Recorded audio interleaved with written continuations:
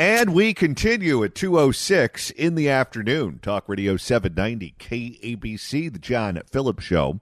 Mr. Randy Wangs in Culver City. John, we are now in day 3 of the LA City Council Google Translate war. Here with more is that Chinese guy. Good morning, Council Good morning. President. You have 3 minutes for the items and 1 minute for general public comment. Please begin with the items. Go ahead. You know so fast. I would like to request our amazing Google Translate, please. Start with item number 13. 一群世界的蔓延被付出的吸引，我们被邀请看孤独的风景，失去你，暗暗开始分明失去你，还有什么是好关心？但各自不再相任和平，我终于被提醒，过上是非时的使徒。 See, he's got to go faster than Google Translate can actually pick up what he's saying. Then they won't be able to say he's off topic because they won't actually know. We had a listener who actually tried to go back and replay the tape and see if Google Translate could figure out what he was saying, and the answer is no. 为你打最小本的，也去纪念我死去的爱情，跟一封一样的声音，心说的很好听，手指间蛮久，恳请我给的思念，很小心你埋葬的地方叫有名。 Boy, that's a classic. 多拿爱情。Next item will be item number 14. Google Translate is doing a great job. Number 14. So now he's just taunting them. 一人我念就对，就把家人承诺对，冷眼是逐渐对我只求大人能中归，教女我亲父亲，记住如此注定，记住我亲父亲，竟该出现千里百就群。 Is he just saying gibberish at this point? It doesn't even sound like a song to me. Now, let's move on to item number 15. Thank you, Council President, for the Google Translate. Item number 15. They've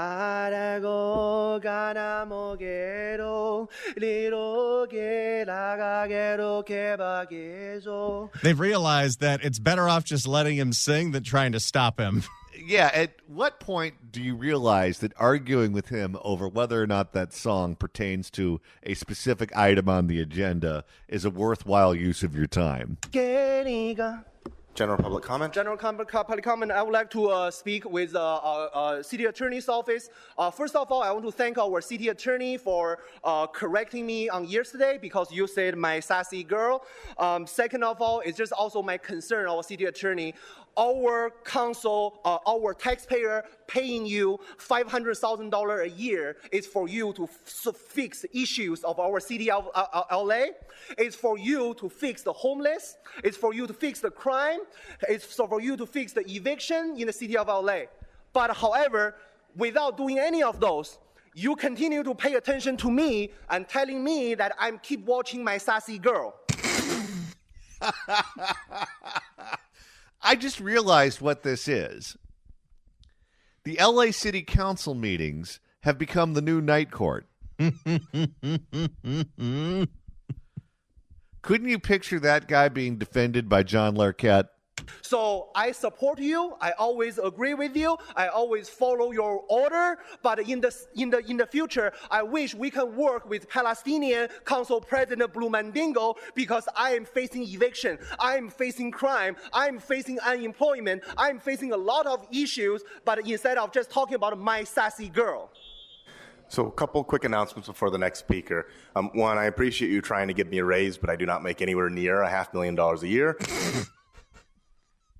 I love that he's taking all the arguments literal.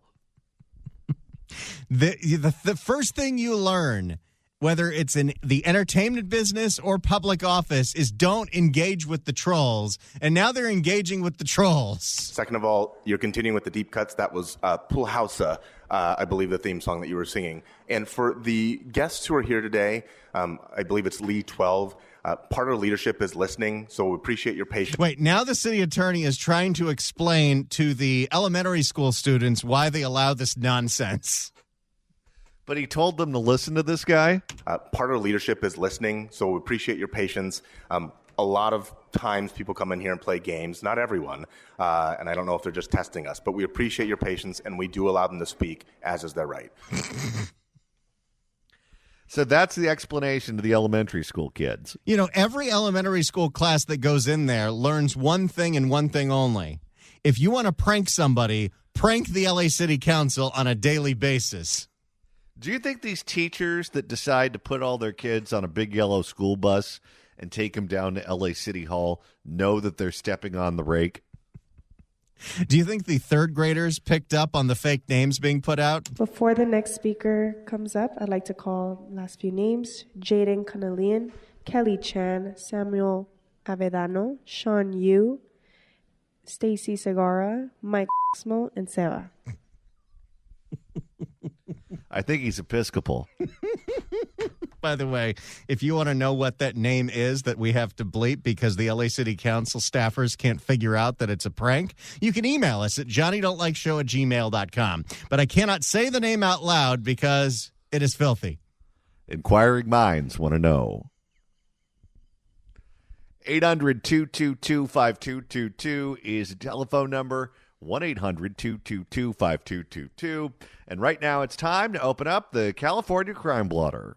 If the cashier is dummy. Questions? And the first edition involves the world's oldest profession. Down in the Barrio of San Diego, the hookers have taken over. That's not good to do in a city where the baseball team is named the Padres.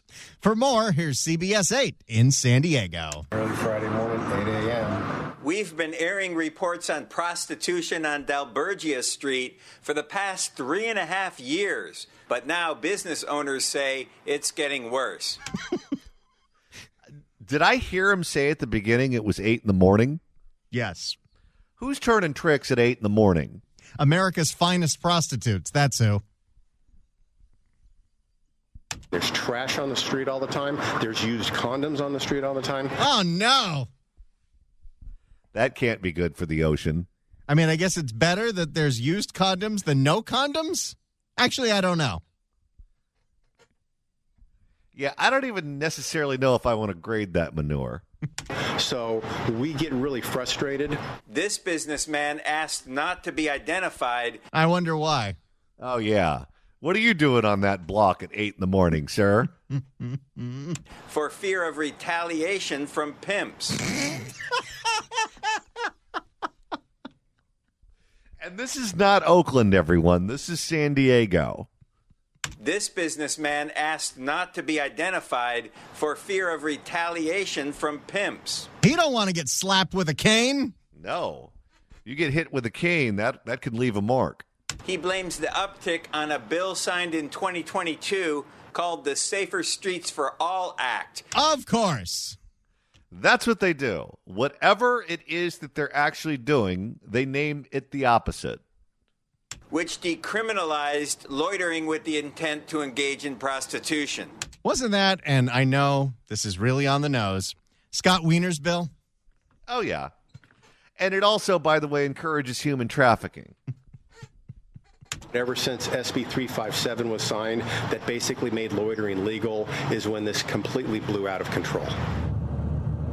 SB 350. I hope none of our fine, upstanding listeners are getting any ideas and driving down to the Barrio right now. Oh, yeah. I wouldn't want to be anywhere near the 405 right now. SB 357 was aimed at reducing arrests in marginalized communities. Marginalized communities? Are they talking about the pimps or the prostitutes?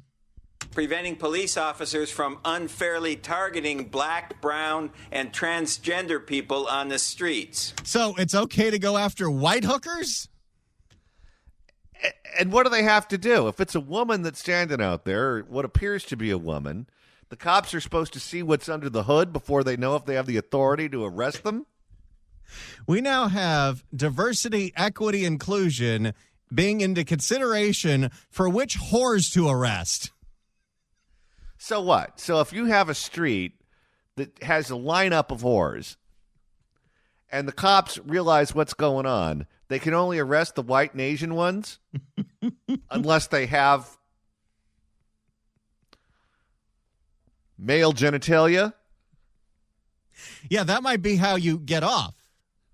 You might just have to say, you don't know this, but I'm actually a boy. What do? You call the cop over to the side. Hey, psst, come over here. I've got something to tell you. The cop takes you over. I don't know if it's Andy or Barney, but one of them. Hey, Barney, I am not what I appear to be. You know what I'm saying? Sometimes you see something and you think it's one thing, but it's actually another. Let me tell you, if you took me into the back seat of that car, you might be surprised at something. Now let me go. I've got a quota to meet. Communities, preventing police officers from unfairly targeting black, brown, and transgender people on the streets. That's the most insane thing I've heard today, and it's been a big day of insane things. How do you even put that into a law? All right, here's what we're going to do. You can still arrest prostitutes, but only if they're white and Asian and have female parts. The Yugoslavian hookers, you can arrest them. Technically, they're white. Who was it? Was it Newsom that signed this? Yes. This is 2022. And didn't the man who was in charge of that committee get in trouble for hiring a prostitute off of a website and then forcing her against her will to testify in favor of some bill that she didn't even support? Oh, what'syourprice.com? Yeah, Phil Ting was his name. Prostitution and sex trafficking remain illegal in California. Unless, of course, you are black, brown, or trans. Then you got the golden ticket. If you're real kinky, you can do whatever you want. You'll see patrol cars come in and out of here, every 15, 20 minutes. I wonder why. Well, are they customers too? The prostitutes will twerk in front of the patrol cars. Well, you can tell they're real afraid of going to jail. The hell is going down on the Barrio? The prostitutes will twerk in front of the patrol cars because they know there's nothing they can do. Yes, those are some real victims of human trafficking there. Yeah, I saw that happen one time in a casino. This woman twerked in front of one of the slot machines. I think she thought it would bring her luck, and she would get one of those big, beautiful buffalo hand pays. I saw police patrolling the neighborhood this morning, but the business owner says that only temporarily deters Johns from cruising the... Sorry about that. Why do they have to use that name? Why can't it be Tom or Sam or Jim or Bill? You're associated with all the bad things in life. Oh, yeah. At 8 in the morning, soliciting sex from prostitutes that may be black, brown, or transgendered. That only temporarily deters Johns from cruising the streets. I also noticed this woman getting into a car, and a short time later, she was back street walking. We call that turning the tables. Yeah, gee, I wonder what was going on inside that car. Did she get in the front seat, or was she on the back seat laid out? Hey! Well, just to make sure she doesn't get arrested, we should probably call her a he. That's true. Hey! I'm a reporter at Channel 8. Are you working with the news? Yeah, I'm with the news. Oh my God, why are you having me on there? Well, I will blur out your face, but some of the business owners are complaining about, prostitution in this area. What do you have to say about it? Well, just like they're making their money in the business owner, this is my business here, so. She's a businesswoman, John.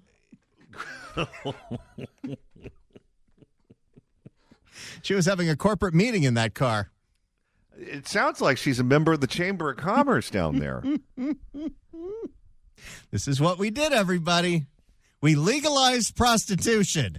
And isn't it funny that as soon as Scott Wiener's bill passed, I have to double check that it was Scott Wiener, but I know he supported it. We saw these explosions in prostitution with very little arrests in places like Cap Street in San Francisco, in front of the churches in Oakland, and now the Barrio in San Diego. And what's funny is if you tell people that this is what the Democrats in Sacramento are doing, they'll accuse you of lying or exaggerating or making something up, saying something that's not true. This is what's happening. Well, just like they're making their money in the business owner, this is my business here, so. Okay, have you worried about your safety or? I do be worried about my safety, but hey. That's what the pimp is for. Oh, yeah. Keeps those Johns in line. Again, sorry. That's her muscle. I do be worried about my safety, but hey, sometimes you gotta risk it all to have it all. And I'm sure she has it all. What do you think it all means? You think we're talking oceanfront property down there in San Diego? Maybe she's living in one of the suburbs, a Beaver Cleaver life. 2-car garage, swimming pool, yard, kids, husband, the whole thing. Well, typically the way these stories go, if she's really, really, really good, she gets upgraded to the bottom B, and that means she gets first crack at the cocaine. Yeah, well, Julia Roberts, she's not. I reached out to the city of San Diego, the San Diego Police Department, and the office of City Council member Vivian Moreno for an update on enforcement in the area. I did not get a response. Of course. There just seems to be no solution to the prostitution in this area. Business owners are telling me they would like to see SB 357 get repealed. In Barrio, Logan, David Gottfredson, CBS 8. Well, there you have it. Another day in Norman Rockwell's America. Get down to the Barrio, boys. They're starting early at 8 a.m. Yes, this is Scott Wiener's bill. Can you imagine what traffic must be like down there Fleet Week? It must be like on Sunset Boulevard when the fires hit and everyone just left their cars and had to walk. If you'd like to email the show, like apparently everyone in Southern California, you can do so at johnnydon'tlikeshow@gmail.com. That's johnnydon'tlikeshow@gmail.com. And Randy, the mailbag has just exploded. A lot of people want to know what is the name that has been successfully used twice to prank the LA City Council. When you sign up, you have to give them a name, and it doesn't have to be your real name. And now 2 days in a row, this one slipped past the goalie. Before the next speaker comes up, I'd like to call last few names: Jaden Canalian, Kelly Chan, Samuel Avedano, Sean Yu, Stacy Segura, Mike Smo, and Sarah. If you want to know what that is, email us at johnnydon'tlikeshow@gmail.com. By the way, speaking of the email, George writes in and says, in San Diego, are the hookers giving GI discounts?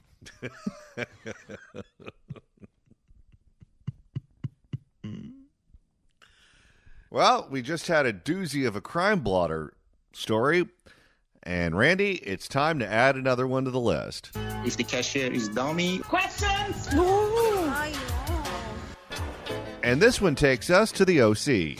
In Irvine, there was a jewelry scam a-going where some shysters would come up to random people, place a necklace on them while stealing their actual necklace. That's peculiar. For more, here's K-Cal. Police warning of a new scam: jewelry thieves taking expensive items right off people, then swapping them with fakes. And it's already happened in Irvine. K-Cal's Michelle Gili tells us investigators are worried that there may be more victims. An Irvine police Facebook post about jewelry being taken in a switch scam is generating multiple phone calls from other potential victims, according to officers. Oh, boy. Wait, how do you do this? Because if you're just running into people in random places and they're wearing jewelry and you say, oh, let me see that. Okay, I'll show it to you.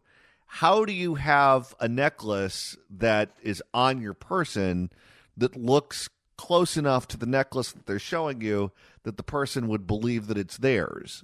Well, the thing is, when you're wearing a necklace, you have to look down to see if it's actually your necklace. If they're the same general size and weight, you might not notice for 20 or 30 seconds, and by then, they've gotten out of Dodge. I guess that's true. Police arrested 29-year-old Dinu Adelina and 34-year-old Miklescu Cosman for allegedly stealing. By the way, you notice we love to point this out. Within 25 seconds of this story, what is announced? The Irvine police arrested these people. In Orange County, arrests are always made. In L.A. County, they're never made. Police arrested 29-year-old Dinu Adelina and 34-year-old Miklescu Kosman for allegedly stealing a $2,000 necklace from an elderly man after engaging him in conversation and offering to give him jewelry. See, this is the lowest of the low. They're going after lonely old people that just want to talk about the ducks at the park. Or at the Honda Center. Their photos have been made public because officers suspect others have been scammed. Police say the pair preyed on a 75-year-old man who was standing in his front yard here on Claremont Street. By the way, I love the fact that they talk about a 75-year-old man as if he's this infirm invalid who's not capable of making decisions on his own. How old was Grampy Joe? He was 78 when he entered office and 81 when he left. How old was Dianne Feinstein when she finally died in office? 91. Did you see that the lieutenant governor of Mississippi today was presiding over the Senate and he collapsed and hit his head on the lectern before he hit the ground? Oh, my goodness. They told him they wanted to, quote, honor him. And that is when the theft occurred.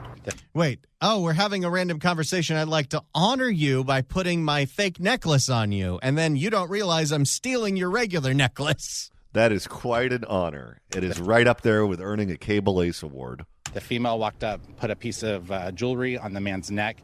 While she was doing that, she was actually taking his gold necklace at the same time. It's a quick change.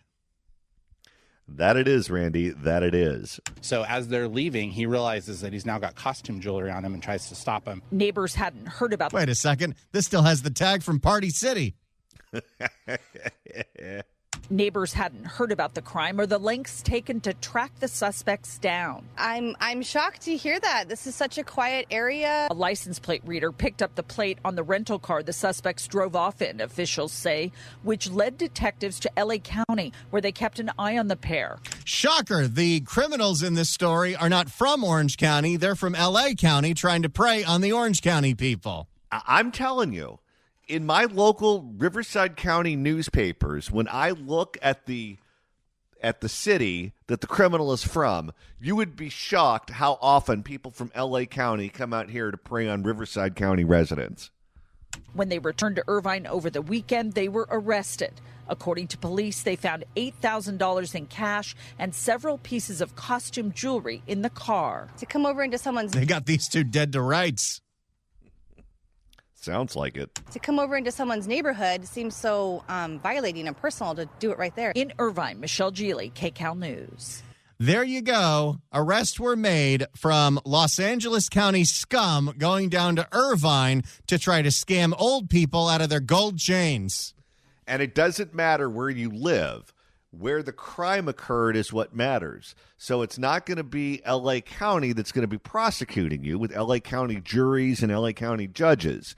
You're going to be prosecuted by Todd Spitzer in Orange County, and you're going to be facing an Orange County judge and an Orange County jury, which means you're going to jail. If you'd like to email the show, you can do so at johnnydon'tlikeshow@gmail.com. That's johnnydon'tlikeshow@gmail.com. And Randy, you're monitoring the mailbag. Ben writes in at johnnydon'tlikeshow@gmail.com and says, I had to look up the term twerk. I didn't know what that meant. I learned a new word today. Well, that's quite a context to learn it. Hookers taunting police officers who don't have the ability to arrest them if they're the right gender or race. Quite a world we live in. Now, Johnny, you just sent me some pretty devastating news for the already embarrassed out of her mind Karen Bass. No! Yes, it just keeps going from bad to worse for her. So Karen Bass tells Alex Michelson nobody told her that it was going to be really windy. Not the fire chief, not her deputies. Nobody said this was such a bad thing that you shouldn't go to Ghana and party it up. Well, Turns out, thanks to some great reporting by Joel Pollack at Breitbart, who actually lives in the Palisades and his house almost burned down, turns out Karen Bass's official Twitter account at Mayor of L.A.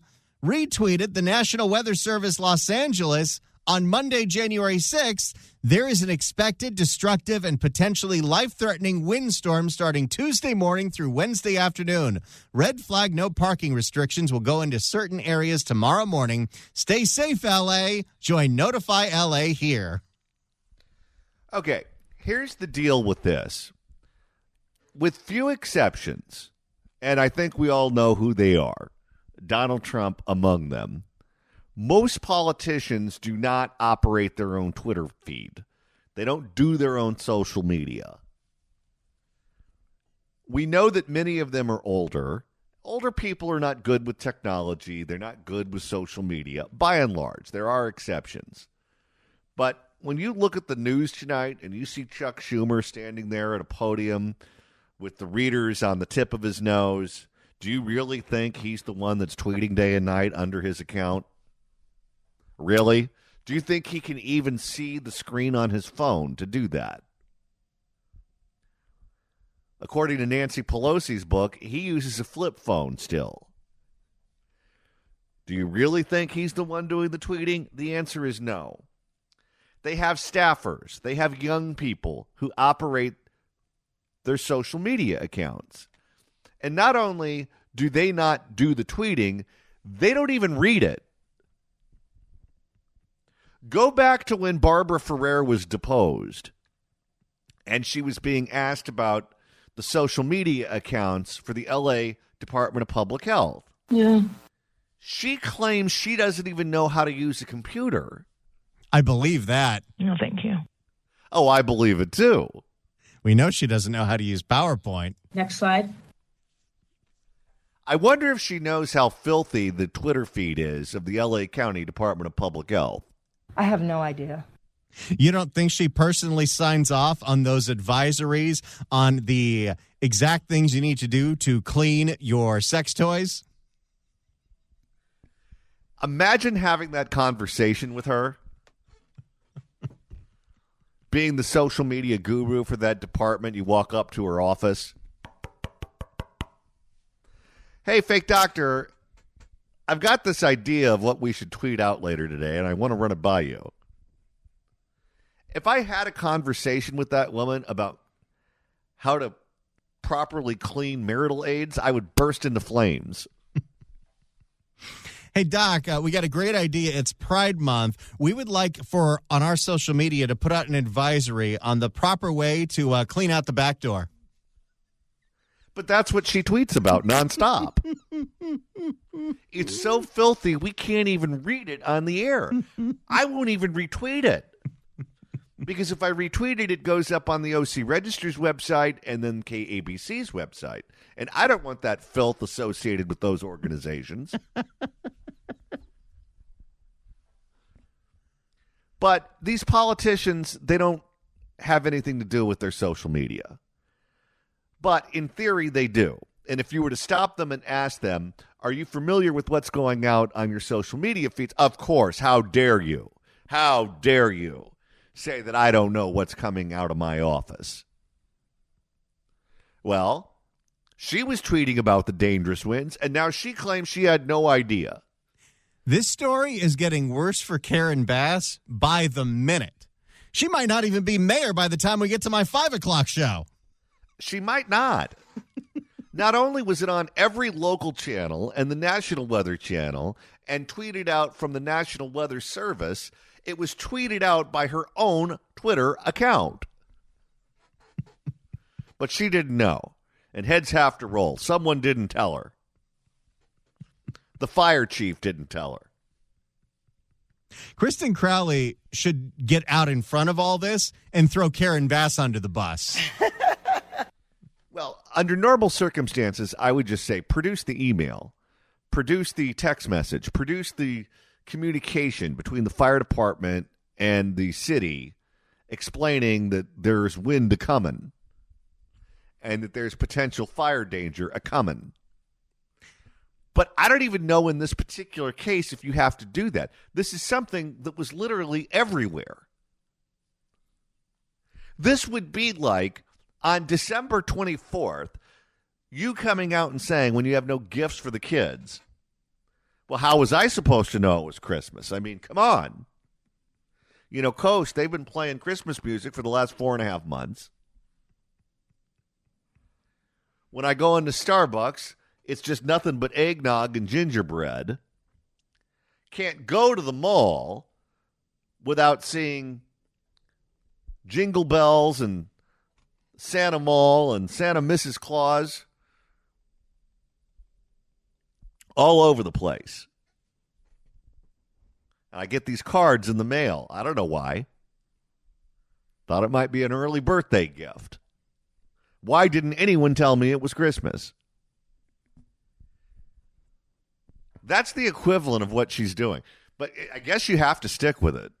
Oh, she's going to continue to throw her staffers under the bus and the fire department under the bus. And I hate to use this term, but maybe the firefighters should fight fire with fire and start blasting her because their resources are very taxed by the fact that half of every fire that they reach out to, that they respond to, is thanks to a Karen Bass homeless encampment. It'll be interesting to see how the LA Times handles this because she's saying something that's obviously a lie. And they endorsed her. But now their owner is mortified that the paper has been running interference for her. But the writers and the editorial people, they're all still on Team Bass. They're all still very much left-wing. It'll be interesting to see if he leans on them to report on this accurately and to really go after her. Or it's just going to be business as usual over there.